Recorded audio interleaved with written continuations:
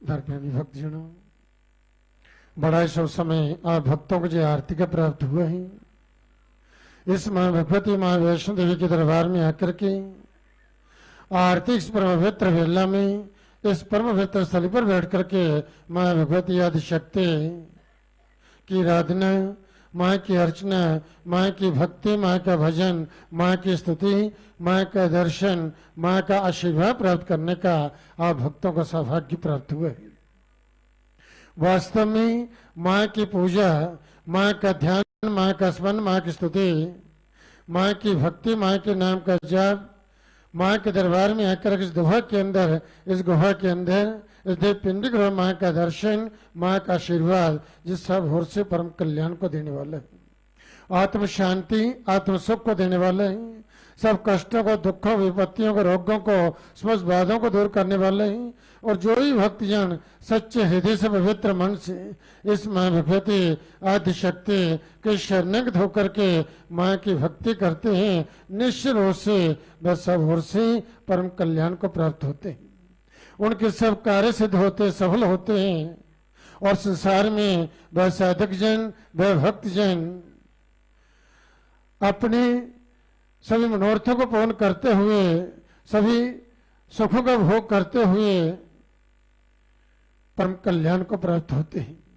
इसलिए कल्याण का मनुष्य को चाहिए कि जो भी अपने जीवन में अपना कल्याण चाहते हैं, अपना बुद्धि चाहते हैं, अपनी उन्नति चाहते हैं, परिवार में खुशहाली चाहते हैं, परिवार में मैत्री समर्थन चाहते हैं, उन्हें प्रयत्न पूर्वक इस माँ भगवती आदि शक्ति के शरणगत होकर के माँ की खूब भक्ति करनी चाहिए।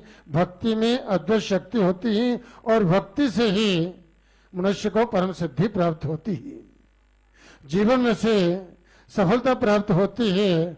इसलिए जीवन में भक्ति का होना बड़ा ही अनिवार्य है। इसलिए जीवन को सार्थक बनाने के लिए, जीवन को सफल बनाने के लिए इस माँ के शरणगत होकर के अपने जीवन में ऐसा निज बना ले के प्रयत्न प्रातःकाल सायंकाल दोनों समय माँ की जोर जगा करके माँ के नाम का जप करें, माँ की भक्ति करें, माँ का ध्यान, माँ का स्मरण करें, माँ की आरती करें और माँ का आशीर्वाद लेकर के ही अपनी दिनचर्या प्रारंभ करें। देखिए आपके जीवन में कैसे परिवर्तन आते हैं और कैसे आपके जीवन में रिद्धि सिद्धि होती है। बोलो सच्चे दरबार। तो आज बड़ा ही उत्तम दिन है कि आज भगवान श्री राम अयोध्या में स्थापित हुए हैं, प्राण प्रतिष्ठा हुई है। इस अवसर पर आप सभी भक्तों को हार्दिक शुभकामनाएं, बहुत बहुत बधाई। भगवान श्री राम का अवतरण त्रेता युग में हुआ था। अयोध्या में राजा दशरथ के घर में इनका अवतरण हुआ था। ऐसी जो कथा मिलती है कि कथा इस प्रकार से है। बोलो सियावर रामचंद्र की जय, बोलो सियावर रामचंद्र की जय, बोलो सियावर रामचंद्र की जय। माँ के दरबार में बैठे हैं, जहां बैठे यहीं पे ध्यान जो सफल होगा। तो मैं आपको बतला रहा था कि पूर्व काल में जब राजा मनु इस पृथ्वी के प्रथम पहले राजा हुए हैं और उनकी पत्नी शतरूपा, इन्होंने भगवान की भक्ति की और ऐसी भक्ति की जिस भक्ति से प्रसन्न होकर के भगवान आदिशक्ति के साथ वहां पर साक्षात प्रकट हुए और उनको दर्शन दिया। वरदान मांगने के लिए उनसे कहा कि आपकी भक्ति से हम प्रसन्न हैं, आपके मन की जो इच्छा हो वह हमसे वरदान प्राप्त कर सकते हैं। मनु महाराज ने भगवान का दर्शन किया और उन्हें देख करके मन में ऐसा विचार आया कि मेरे घर में ही ऐसा ही पुत्र हो, भगवान के तुल्य, भगवान के समान जो है पुत्र हो। तब मनु महाराज ने भगवान से कहा कि प्रभु, कहने में संकोच हो रहा है, मैं कुछ मांगना चाहता हूं। तो भगवान ने कहा आप संकोच छोड़ करके आप मांगिए, कहिए क्या चाहते हैं। तो उन्होंने कहा, महाराज आपके सदृश आप जैसा ही पुत्र हमारे घर में हो। तो मेरा जैसा पुत्र भगवान कहते हैं। तो उन्होंने कहा कि मैं ही आपके घर में पुत्र के रूप में अवतरित होऊंगा। वरदान दे करके भगवान अंतर ध्यान हो गए। सच्चे दरबार की जय।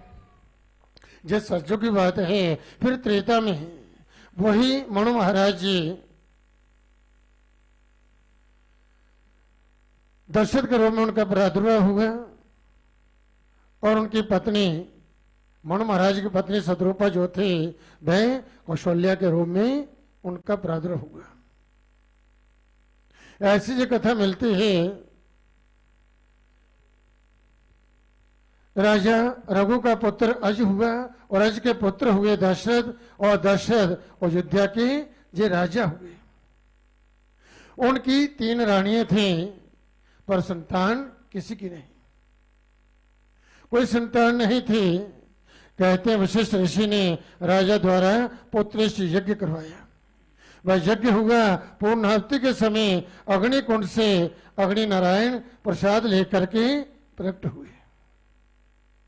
अग्निदेव ने कहा, आपके घर में 4 पुत्र होंगे, आपको अति सुख देंगे, बहुत सुख देंगे आपको। वे 4 पुत्र प्रसाद गुरु की आज्ञा से कौशल्या, सुमित्रा और ककेयी को दिया गया।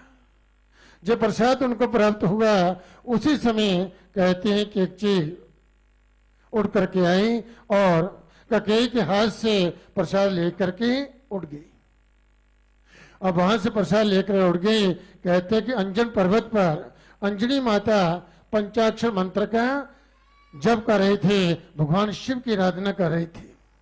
और भगवान शिव से उनकी जो प्रार्थना थी, उनकी जो कामना थी कि भगवान शंकर जैसा मुझे पुत्र हो, जैसे भगवान शंकर है वैसा है मुझे पुत्र प्राप्त हो। वह महान ज्ञानी हो, तेजस्वी हो, ओजस्वी हो, इतना बलशाली हो, वीर हो और उसका कोई सामना करने वाला कोई ना हो, ऐसा पुत्र मुझे प्राप्त हो। तो शिव जी की प्रेरणा से उस चील ने वह प्रसाद ककेयी के हाथ से उठाया और अंजनी माता के हाथ में रख दिया।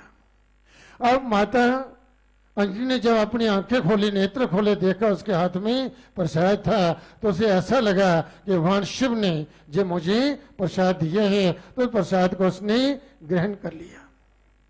कहते हैं जब उसने प्रसाद ग्रहण कर लिया तो वह गर्भवती हुई और चैत्र पूर्णिमा में उनके जब पुत्र हुआ वह हुए हनुमान जी। हनुमान जी प्रकट हुए अंजनी से। इस प्रकार से दशरथ महाराज जी के फिर वह प्रसाद जब ककेयी के हाथ से चला गया तो वह रुदन करने लगी। तब कौशल्या मां ने उसे अपने प्रसाद से उसे भी दिया। उन्होंने वह प्रसाद ग्रहण किया और जिससे उनके 4 पुत्र हुए। सच्चे दरबार की जय। अयोध्या में भगवान श्री राम का अवतरण हुआ। दशरथ महाराज जितेंद्रिय हैं। जितेंद्रिय क्या है?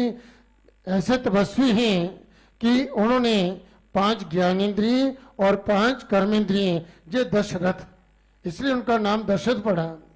5 ज्ञानेंद्रिय 5 कर्मेंद्रिय जिन पर वह नियंत्रण उन्होंने रखा हुआ था।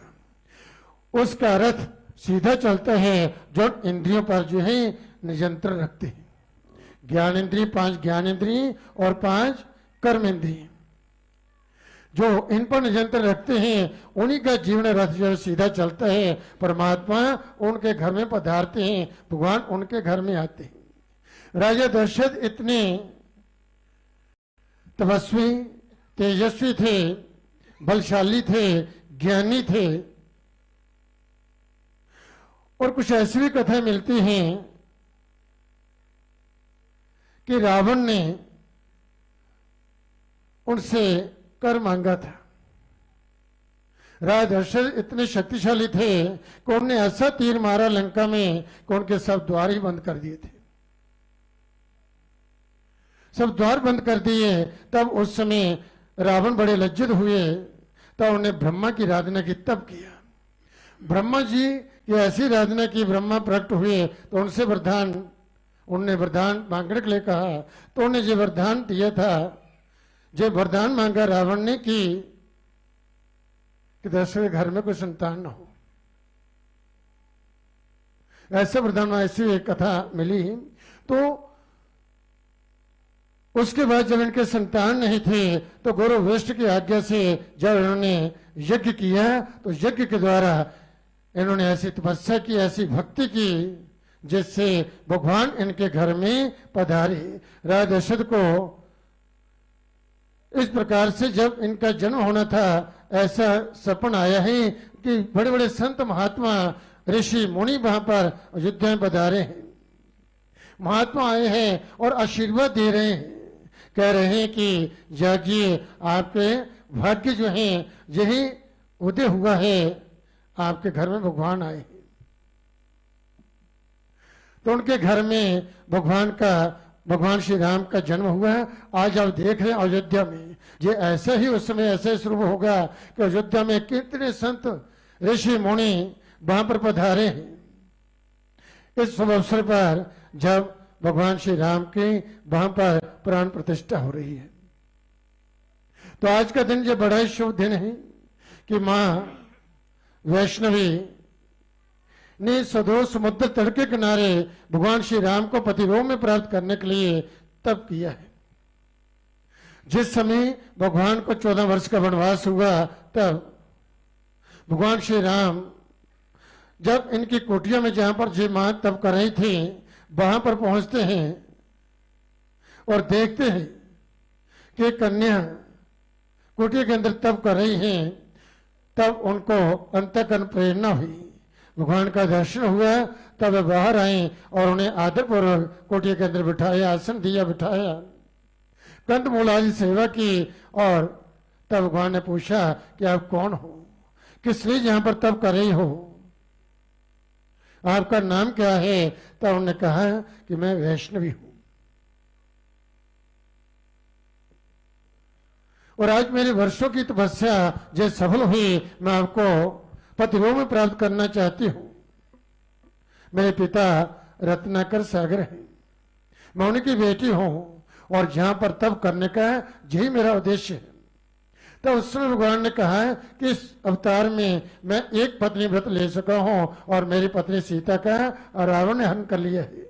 मैं वहीं पर जा रहा हूं युद्ध में, रावण को मार करके जब मैं वापस सीता को लेकर के लौटूंगा, उस समय अपना भेष बदल करके मैं जहां पर आऊंगा। यदि आपने उस समय बदले हुए भेष से मुझे पहचान लिया तो निश्चित रूप से मैं आपको अपने साथ अयोध्या में ले चलूंगा। तब मां ने कहा ठीक है, आप जाइए और आपका संकल्प पूर्ण हो, मैं आपकी राह देखूंगी। भगवान श्री राम वहां से उन्होंने प्रस्थान किया। लंका में रावण के साथ उनका युद्ध हुआ और रावण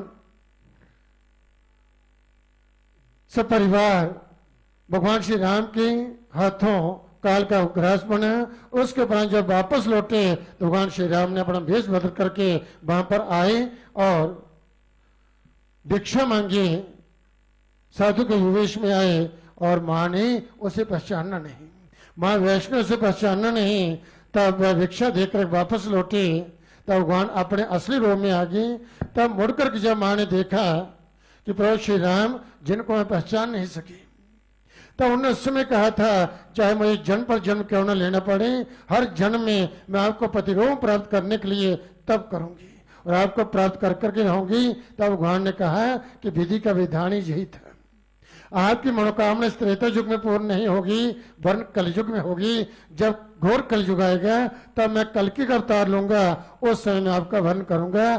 तब तक आप उत्तर में त्रिकोट पर्वत पर एक में गुफा ही, वहीं पर 3 शक्तियां महाकाली, महालक्ष्मी और महासरस्वती विराजमान है, उनमें बैठ करके आप तप करो। तो मां वैष्णवी का इन्हीं शक्तियों से प्रादुर्भाव हुआ था और मां भगवती भगवान श्री राम की आज्ञा से जहां पर आई और पुनः इन्हीं शक्तियों में समाहित होगी और इस पिंडी ग्रह में विराजमान होकर के मां वैष्णवी यहाँ पर तप कर रही हैं। जब घोर कलयुग आएगा तब इनका प्रादुर्भाव होगा, चाहे प्रकट होंगी, पापियों का नाश करेंगी और भक्तों की रक्षा करेंगी। इसलिए माँ जहाँ पर तप करेंगे तभी माँ के जहाँ पर साक्षात दर्शन। बोलो सच्चे दरबार की जय, बोलो सिया भरे रामचंद्र की जय।